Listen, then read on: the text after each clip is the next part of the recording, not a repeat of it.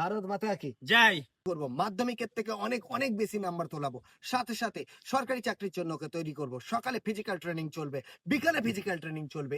জয় হিন্দ বন্ধুরা, আশা করি আপনারা ভালো আছেন। আমি আপনাদের বন্ধু এক্স সোলজার ফিরদৌস মন্ডল, আপনারা হাজির লাইক আর্মি স্কুলে। হ্যাঁ বন্ধুরা, ক্লাস 11 এবং 12 সরকারি স্কুলে আমরা আপনার বাচ্চাকে তৈরি করব, মাধ্যমিকের থেকে অনেক অনেক বেশি নাম্বার তোলাবো, সাথে সাথে সরকারি চাকরির জন্য ওকে তৈরি করব। সকালে ফিজিক্যাল ট্রেনিং চলবে, বিকালে ফিজিক্যাল ট্রেনিং চলবে এবং সারাদিন ওর চাকরির জন্য যেমন পড়াশোনা চলবে, সঙ্গে সঙ্গে ওর একাডেমিক পড়াশোনা চলবে, অর্থাৎ স্কুলের পড়াশোনা চলবে।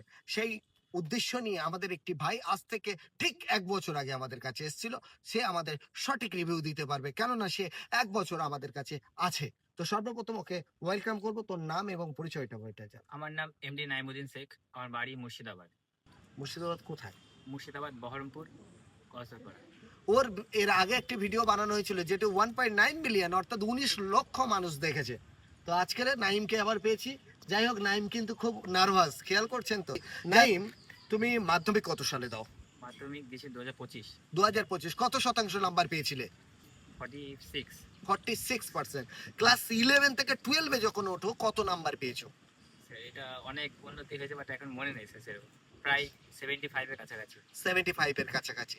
যাই হোক, ওটার থেকে অনেক বড় অ্যাচিভমেন্ট একটা আছে যেটি আপনার বাচ্চা বাড়ি থেকে করতে পারে না।